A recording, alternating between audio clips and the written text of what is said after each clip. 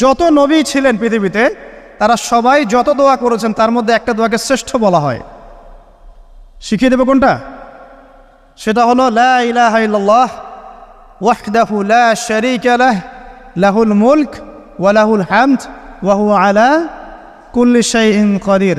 এই দোয়াটা দিনে যে ব্যক্তি 100 বার পড়বে, দিনে যে ব্যক্তি 100 বার পড়বে, ওই দিন আল্লাহর লিস্টে ওই ব্যক্তি ছাড়া বেশি আমলকারী কেউ হতে পারবে না। তবে সেই ব্যক্তি ব্যতীত যে এর চেয়ে বেশি পড়েছে, কেউ 200 300 500 পড়েছে, তখন সে বেশি র্যাঙ্কিংয়ে শীর্ষে চলে যাবে আর কি। মিনিমাম 100 বার।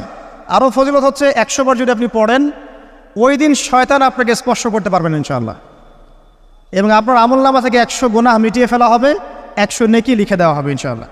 অতএব আজকে আমরা এই দোয়াটা পড়তে পারি, লা ইলাহা ইল্লাল্লাহ ওয়াহদাহু লা শারীকা লাহ লাহুল মুলক ওয়া লাহুল হামদ ওয়া হুয়া আলা কুল্লি শাইইন কাদির।